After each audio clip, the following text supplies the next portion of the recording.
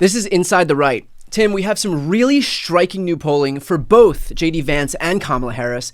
Bad news first, and it's for Vance. According to a new ABC News Ipsos poll, Vance's favorability rating went from -6 to -15 in 1 week, in 7 days.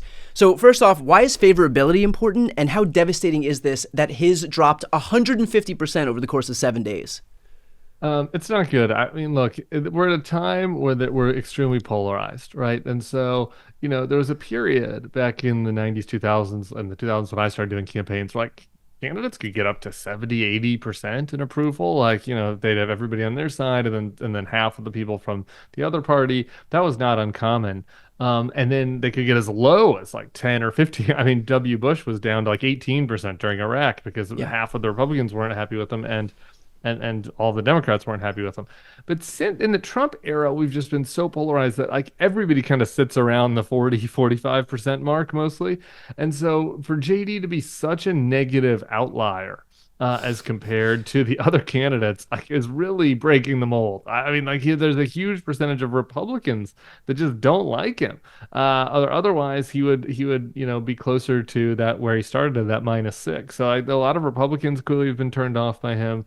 It is a clear sign that he's going to be an anchor on Trump, and simultaneously with those numbers, you've seen the vice president's numbers improve quite a bit, and I think that she was kind of getting dragged down by people who had a negative view of Biden and were just kind of saying that they also had a negative view of her as well, didn't think about her that much, just sort of just tied the two together. And she's seen a huge gain to the point where she's basically up to about even in her favorability rating. And I think thanks in large part to her performance and the fact that she's consolidated Democrats. So that's a huge shift for two of the main players over just the last couple of weeks. Yeah, I'm going to dig into Kamala in a few minutes, but I want to stay on JD Vance for a sec. I also think it's worth noting that the average VP nominee's favorability is +19, which means that there is a 34-point delta between how popular Vance should be as just a generic vice presidential pick and how popular he actually is. So are we looking at a historically unpopular VP pick in modern American history? Yeah, oh, absolutely. I mean, the only look in 72, I guess Nixon had to get rid of his VP, so I guess you put that one aside. But besides that, it's not really even a close call. I mean, Sarah Palin and Dan Quayle stand out as being unpopular, but Palin, for folks that don't remember that, was actually kind of popular right out of the gate. People didn't know a lot about her. She was a fresh face. She gave a pretty good convention speech. She had that like folksy thing going for her. Yeah, exactly. Before it just redounded to ultimately meaning that she didn't know how to read a single magazine. Yeah, right. Before Katie Couric, we love you, Katie, kind of punctured the balloon there. Her favorability is good, and that's normal, right? And just think about this logically. Usually, the VP is someone that only political obsessives know about, right? And so you're introducing them. They get announced. There's little excitement for them. People learn about their bio. Usually, they've done something good in their life. So we picked VP. Then the convention is right there, so you give a very manufactured propaganda speech. Right. And so it's not surprising that traditionally VPs have a favorability that's like +10, 15, 20, coming out of that convention, and then usually it'll come back down as people learn more, particularly from the other party. He didn't even get that. Rather than getting having a honeymoon effect, he just did a face plant, straight out of the altar, Yeah. I mean, there's no honeymoon. Yeah. He just got married, came down the altar, and he just fell in a pile of mud. He didn't get anything, and really the opposite. He's gotten a lot of negative coverage out of the gate, and so it's unprecedented. We say that a lot these days, but it's certainly in the modern times there hasn't been an example of somebody do so poorly right out of the gate. Well, this might lend some credence to his political instincts here. I want to draw your attention to one clip that Vance recently posted. Hey guys, JD Vance here at Radford, Virginia. I thought I'd take you behind the scenes a little bit. When you get to an event, they've got a ton of crap for you to drink and eat. You got 3 bottles of Diet Mountain Dew, about a dozen Snickers, a bag of chips. If I ate even half this stuff, of course, I'd balloon up like crazy. This is the energy that powers the presidential and vice presidential campaign. Of course, I'm honored to be supporting President Trump. I'm honored to be his running mate. If you want to help us, chip in $5, chip in $15 to get the message out and to get people to the polls. This election is so important. Your resources help us do the things we need to win it.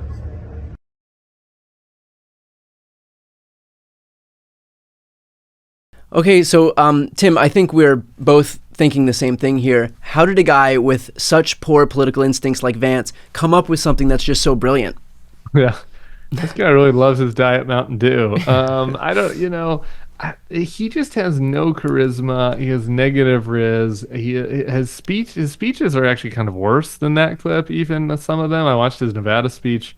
Was it yesterday? Times of Flat Circle. Earlier this week, I watched his Nevada speech, and he's extremely awkward guy. And what he was skilled at over his life is he was really good at like being a suck up, like a brown noser, right? And getting people to you don't say. The guy who once called Donald Trump America's Hitler and who now managed to finagle his way as his VP pick has specialized in being a suck up. Yeah, he has, and he's been very good at that. He had Tiger Mom he sucked up to first. She helped him get the book deal, and then it was Peter Thiel, and then Trump. Okay, but suck ups are not.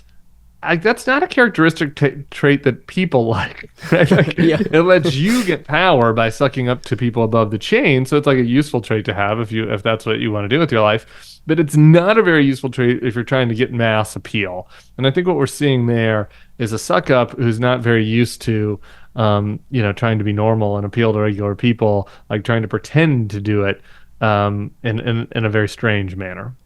Okay, so now I want to go over to what we were talking about earlier. This is the good news that belongs to Kamala. Morning Consult released a favorability polling with her numbers, and last week she was 43 favorable, 51 unfavorable, meaning she had a net negative 8-point favorability. This week, 50 favorable, 46 unfavorable, meaning she's got a +4 favorability rating, which in politics today, to your earlier point, when everybody hates everybody, is like something of a miracle. Also, if you look at the Fox News polling in battleground states, she's 2 points up on Trump in Wisconsin, 3 points up on Trump in Pennsylvania, 8 points up on him in Minnesota, 10 points up in Michigan. Of course, the usual caveats apply that there could be outliers in polling, but I think the general trend lines here are quite clear. So how important is this going to be heading toward November? Yeah, trend lines are what's really important, right? Because if pollsters miss, they miss because they've mismodeled who's going to turn out, right? But you're not missing if it's like the trend, right? So if Kamala has a negative favorability and then it becomes positive, well, you know that she's getting better. Like maybe the number isn't exactly right, but like the directionality is right. And I think that it's pretty clear that she has totally consolidated the Democratic base, which is something that was not happening with Biden. Some people were upset with him about Gaza, others inflation, others age.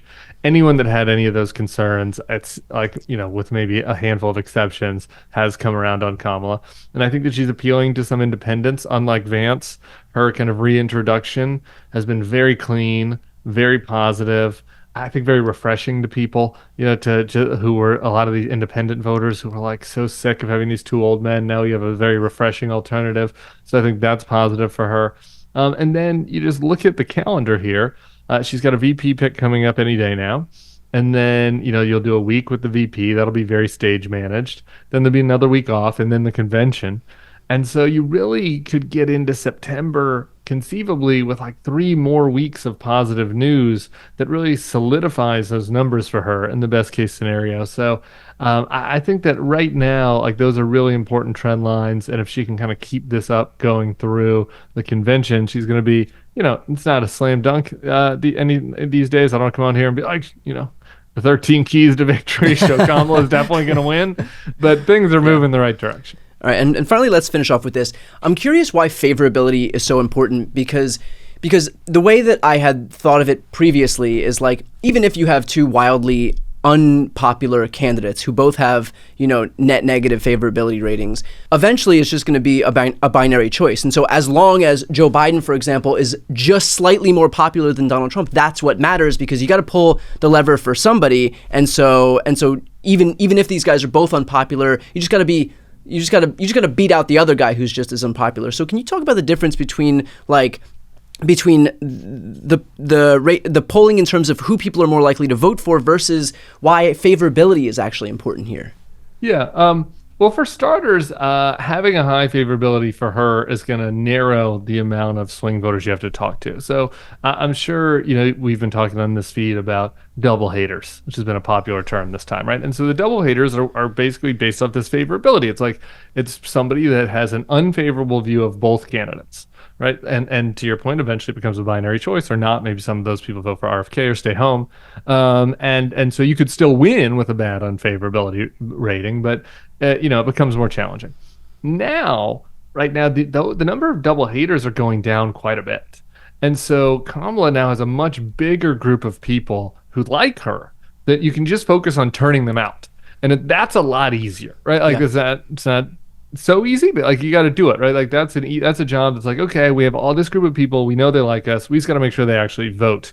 That's door knocking, that's all the political side of things. Then there's a smaller group of people now that you're doing persuasion on, and those are going to be the remaining double haters. There's still going to be some people out there that don't really like Kamala or Trump all that much, and so that those are still gettable for her too. Some of those people are going to be gettable for her for sure, and that's going to be advertising. That's going to be things like what we're doing here, and it's going to be different communications, and so I think that improvement in favorability is going to make the campaign's job just so much easier, right? Because of the number of people that they have, and now the gettable universe has increased quite a bit.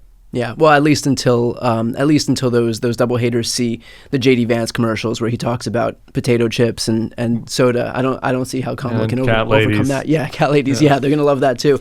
With that said, all of this underscores the importance of reaching this shrinking faction of Americans who are ultimately, at the end of the day, going to decide this election. So to make sure that we have more and more voices talking to them in whatever way they look like. I mean, Tim, is over at the Bulwark, and these are former Republicans. That gives much more of a permission structure to these disaffected former Republican voters to know that it's okay to step away from the Republican Party and vote for somebody else other than Donald Trump. So to support the work that they do, I'll put the link right here on the screen and also in the post description. Make sure to subscribe. I'm Brian Tyler Cohen.